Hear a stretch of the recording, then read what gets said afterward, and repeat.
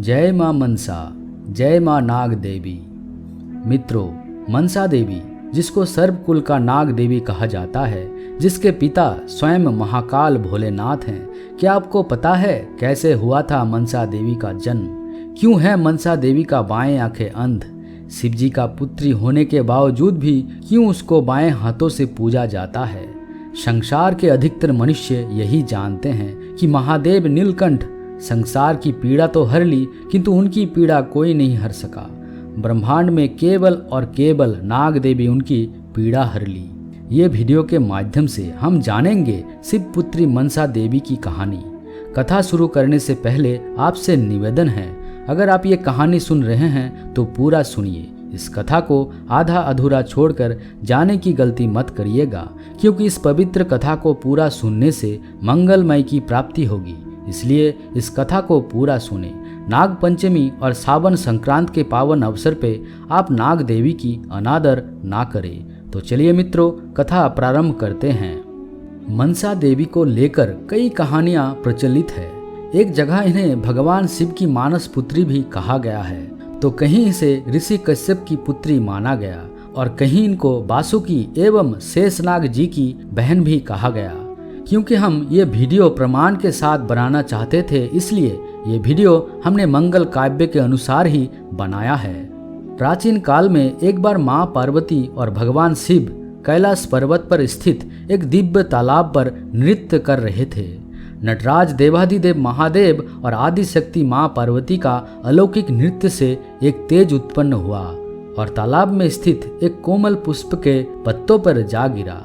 तालाब में मौजूद सभी सर्प उस तेज को देखकर उसके निकट जाने लगे और उस तेज को उन्होंने अपनी कुंडली में समेट लिया, जिससे एक सर्प कन्या का जन्म हुआ, जिन्हें मनसा देवी का नाम दिया गया। माँ पार्वती को पुत्र की जन्म के बारे में कुछ भी पता नहीं था, परंतु शिवजी को जब पता चला तो पुत्री को लेने आए।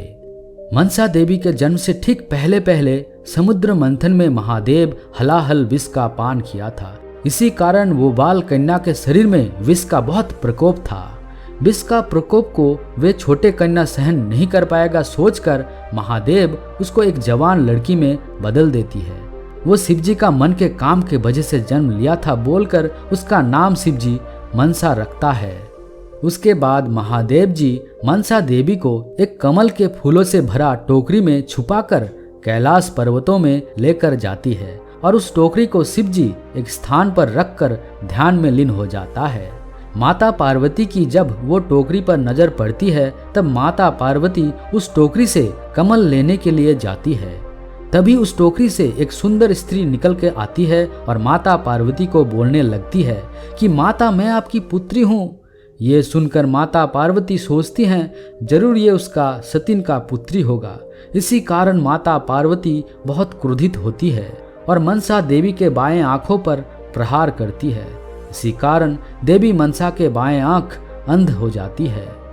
उसके बाद देवी मनसा व्यथित होकर कैलाश छोड़कर एक जंगल में चली जाती है। जंगल में एक देवदूत कुछ फूलों को लेकर जा रहे थे। उस फूलों में कुछ फूलों के गंध देवी मनसा को सहन नहीं हो रहा था। इसी कारणवश देवी मनसा क्रोधित होकर उस देवदूत को श्राप देती है कि वो मनुष्य के रूप में पृथ्वी में जन्म लेगा। ये सुनकर वो देवदूत भी देवी मनसा को श्राप देती है कि जब तक तुम मेरे हाथों में पूजा नहीं पाओगे, तब तक तुमको देवी रूप में स्वर्ग में स्थान नहीं मिलेगा।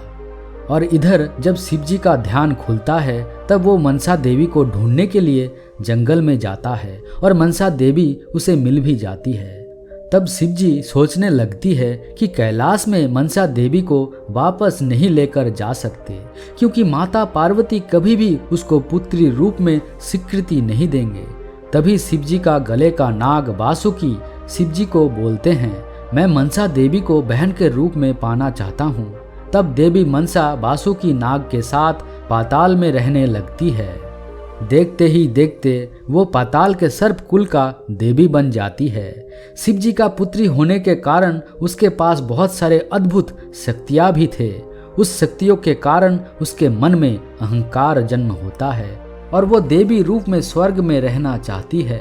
वो चाहती है गणेश जी, कार्तिक जी की तरह सब उसको भी महादेव की संतान माने। ये बात जब मनसा देवी शिव जी को बोलती है तब शिव जी मनसा देवी को बोलते हैं, पृथ्वी पर चांद सदागर नाम के एक मेरा भक्त रहता है। चांद सदागर वही थे जिसको देवी मनसा ने श्राप दिया था मनुष्य होकर जन्म लेने के लिए। तुम उसके हाथों का पूजा लेकर आओ, तब तुमको स्वर्ग में देवी माना जाएगा और तुम धरती पर देवी रूप में पूजे भी जाओगे।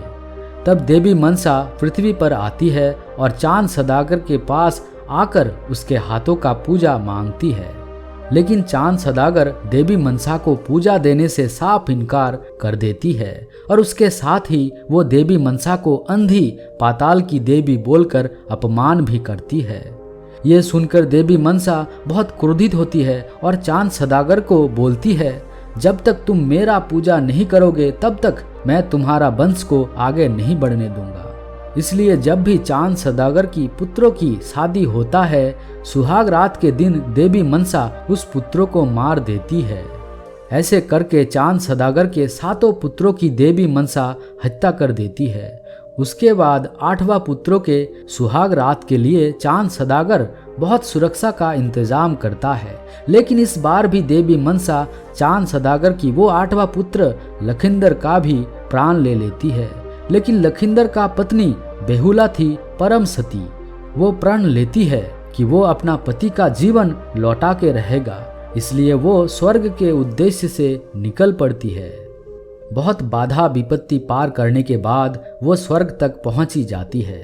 स्वर्ग में जाने के बाद बेहुला शिव जी का ध्यान करती है। शिव जी उसके ध्यान में संतुष्ट होकर बेहुला को वर मांगने के लिए बोलते हैं। बेहुला तब शिव जी के पास अपने पति का प्राण मांगता है। तब शिव जी बेहुला को बोलते हैं, उसके प्राण सिर्फ देवी मनसा ही लौटा सकती है। तब बेहुला मनसा देवी के पास जाती है और उसके पास अपने पति का प्राण लौटाने के लिए बोलती है। बेहुला थी परम सती और वो बहुत कष्ट करके स्वर्ग तक पहुंची गई थी। इसी कारण देवी मनसा उसके पति के प्राण लौटा देती है। पति जीवित हो गया देखकर बेहुला बहुत खुश होती है और वो देवी मनसा को वादा करती है कि पृथ्वी पर जाकर वो अपने ससुर चांद सदागर के हाथों से देवी मनसा का पूजा अवश्य करवाएगा।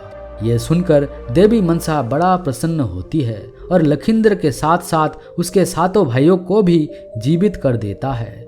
उसके बाद बेहुला अपने पति और उसके 7 भाइयों को लेकर पृथ्वी पर वापस आती है। पृथ्वी पर जाकर बेहुला अपने ससुर चांद सदागर को देवी मनसा के संघर्षपूर्ण जीवन के बारे में बताती है और चांद सदागर को मना लेती है मनसा देवी को पूजा देने के लिए। लेकिन चांद सदागर देवी मनसा को बोलती है, जिस हाथों से मैं शिव जी का पूजा करता हूँ उस हाथों में मैं तुम्हारी पूजा नहीं करूँगा, मैं तुम्हारी पूजा बाएं हाथों से करूँगा। देवी मनसा ये शर्त मान लेती है और उसके बाद चांद सदागर देवी मनसा को बाएं हाथों से पूजा देती है और देवी मनसा को स्वर्ग में स्थान मिलता है और उसके बाद से देवी मनसा का पूजा बाएं हाथों से किया जाता है।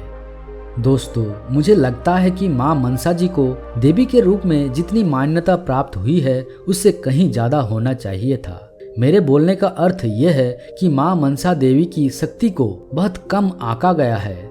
आपको अगर अभी भी विश्वास नहीं है तो सुनिए। पौराणिक ग्रंथों के अनुसार एक बार माता पार्वती और नाग देवी मनसा कैलाश में बैठे हुए थे। तभी अचानक मनसा देवी देखते हैं कि सारी प्रकृति धीरे धीरे नष्ट होते जा रहे हैं। ये देख माता पार्वती से पूछते हैं, ये क्या हो रहा है माताश्री? माता पार्वती कहते हैं, पुत्री, ये सब तुम्हारे पिता की पीड़ा का प्रभाव है जिससे ये सब संकट उत्पन्न हो रहा है। स्वामी ने समुद्र मंथन से उत्पन्न हुए हलाहल का पान इस संसार की रक्षा के लिए किया था। तभी से उनके कंठ में स्थित उस हलाहल के कारण उन्हें अत्यंत पीड़ा का अनुभव होता है और उन्होंने संसार की पीड़ा तो हर ली किंतु उनकी पीड़ा कोई नहीं हर सका।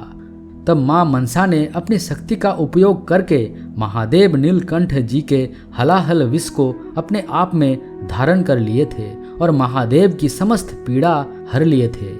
तो मित्रों सोचिए, महादेव नीलकंठ संसार की पीड़ा तो हर ली किंतु उनकी पीड़ा कोई नहीं हर सका। ब्रह्मांड में केवल और केवल नाग देवी उनकी पीड़ा हर ली। देवी मनसा के पूजा ज़्यादातर उत्तर पूर्वी भारत में किया जाता है, लेकिन हरिद्वार में भी देवी मनसा के एक भव्य मंदिर भी है। दक्षिण भारत में भी माता को नाग देवी के रूप में पूजा जाता है। ऐसा माना जाता है कि मां मनसा देवी की पूजा करने से व्यक्ति को काल सर्प दोषों से मुक्ति मिलती है। मां मनसा का वर्णन कई प्राचीन ग्रंथों में मिलता है। उन्हें पुराणों में विषहरी भी कहा गया है। मां मनसा की इन नामों को जप करने से मनुष्य को किसी भी सर्प की भय नहीं रहता। वे नाम इस प्रकार है: जगत गौरी, मनसा, सिद्धि योगिनी, वैष्णवी, नाग भगिनी, शैबी, नागेश्वरी, जरत्कारु प्रिया, आस्तिक माता, विषहरिति, महाज्ञान यूता, शिवसुता, गौरी नंदिनी। जब भी आपको मन में किसी सर्प से भय लगे तो ये नामों को जाप मन में अवश्य करें। तो दोस्तों, ये थी नाग देवी मां मनसा की कहानी। इस वीडियो को बोलते समय कोई त्रुटि हो तो क्षमा चाहता हूँ। उम्मीद है आप सभी को ये वीडियो अच्छे लगे होंगे। अगर आपको पसंद आई है तो इसे लाइक और अपने दोस्तों के साथ शेयर करें। अंत में आपसे छोटी सी निवेदन, कमेंट बॉक्स में जय मां मनसा अवश्य लिखिएगा। और हाँ, परम सत्य के ऐसे ही ज्ञानवर्धक वीडियो के लिए चैनल को सब्सक्राइब करें। तो मिलते हैं एक नए वीडियो के साथ। तब तक के लिए जय मां मनसा, जय मां नाग देवी।